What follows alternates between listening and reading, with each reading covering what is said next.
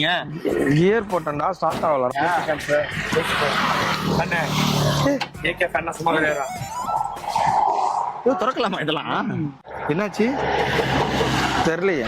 அப்படியே வேக வேகமா திறந்தீங்க. வண்டி இப்படி நின்றுச்சுன்னா பேனட்டை திறந்து கொஞ்ச நேரம் பார்க்கணும். எதுவும் தெரியாதா? நீங்க எல்லாம் நான் எதுவும் பண்ண போறேன்னு வந்தீங்களா? நம்ம விஜய் சுத்து ப்ரோ ஆன மாதிரி உங்க வண்டிக்கும் இந்த மாதிரி ஆயிருக்கா? அது மட்டும் இல்லாம அவர் ஓபன் பண்ணி பார்த்துட்டு தெரியலன்னு சொன்னார்ல, அது இனிமேல் தெரியலன்னு சொல்லக்கூடாது. அதை சொல்றது தான் இன்னைக்கு நான் வந்திருக்கேன். ஆக்சுவலா அந்த மாதிரி வண்டி நீங்க கண்டினியூஸா டிரைவ் பண்ணி போயிட்டு இருக்கும்போது ஒரு இடத்துல நிறுத்திட்டு ஸ்டார்ட் பண்ணும்போதோ இல்ல வண்டி டிரைவிங்ல போயிட்டு இருக்கும்போது அப்படியே ஆஃப் ஆயிடுச்சுனாவோ என்ன பண்ணும் அப்படின்னா, அவர் பார்த்த மாதிரியே வண்டியை வந்து பானட்டை ஓபன் பண்ணி பார்க்கணும். அப்படி ஓபன் பண்ணி பார்க்கும்போது இந்த இன்ஜின் கம்பார்ட்மெண்ட் ஏரியா இருக்கு இல்லைங்களா, இந்த இன்ஜின் கம்பார்ட்மெண்ட் ஏரியால கூலண்ட் ஏதாவது வந்து தெரிச்சிருக்கா, இல்ல ஆயில் ஏதாவது லீக்கேஜ் ஆயிருக்கா, வயரிங் ஏதாவது கட் ஆயிருக்கா அப்படின்றத நம்ம விஷுவலா செக் பண்ணணும். அந்த மாதிரி எதுவுமே இல்ல, எல்லாமே நல்லா இருக்கு அப்படின்ற பட்சத்துல இது வரைக்கும் பாத்தீங்களா, இதுதான் ஃபியூஸ் பாக்ஸ். இந்த ஃபியூஸ் பாக்ஸை ஓபன் பண்ணீங்கன்னா இதுல ஃபியூஸை கழட்டுறதுக்கான ஃபியூஸ் புல்லரும் இருக்கும். இன்கேஸ் ஏதாவது ஃபியூஸ் போயிருந்ததுன்னா அதை ரீப்ளேஸ்மெண்ட் பண்றதுக்கு சாம்பிள் ஃபியூசஸும் இருக்கும், ஸ்பேர் ஃபியூசஸுமே இருக்கும். ஸோ இந்த ஃபியூசஸ்ல இதுல எல்லா ஃபியூஸ் பாக்ஸஸ்லயுமே வந்து பாத்தீங்கன்னா எந்தெந்த ஃபியூசஸ், எந்தெந்த ரிலேஸ், எது எதுக்கு யூஸ் ஆகுது, எந்தெந்த ஒர்க்ஸை வந்து பண்ணுது அப்படின்ற டீடைல்ஸ் வந்து இதுல இருக்கும்.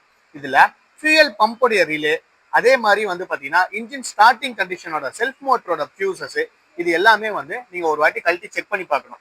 ஸோ ஜஸ்ட் இந்த ஃபியூஸ் புல்லரை வச்சு இப்படி எடுத்தீங்கன்னா இந்த ஃபியூஸ் வந்துடும். இந்த ஃபியூஸ் வந்ததுக்கு அப்புறமா இந்த மாதிரி இருந்தா நல்லா இருக்குன்னு அர்த்தம். இதே இந்த ஃபியூஸ் நடுவில் கட் ஆகி இந்த வி ஷேப் வந்து கண்டினியூ ஆகாம கட் ஆயிருந்தது அப்படின்னா இந்த ஃபியூஸ் போயிருச்சுன்னு அர்த்தம். இந்த மாதிரி ஃபியூஸ் போயிருக்கிற டைம்ல உங்களுடைய இந்த நான் ஆல்ரெடி உங்களுக்கு சொல்லியிருந்தேன் இல்லைங்களா, இந்த ஸ்பேர் ஃபியூசஸும் இதுலயே கொடுத்துருப்பாங்கன்னு. இது என்ன ஆம்ஸ் ஃபியூஸ்ன்றதை பார்த்து அதே இடத்துல லொக்கேட் பண்ணீங்க அப்படின்னா இந்த ப்ராப்ளம் உங்களுக்கு சால்வ் ஆயிடும். இந்த மாதிரி ஃபியூஸ் ரீப்ளேஸ் பண்ணதுக்கு அப்புறமா கண்டிப்பா அந்த ப்ராப்ளம் சால்வ் ஆயிடும்.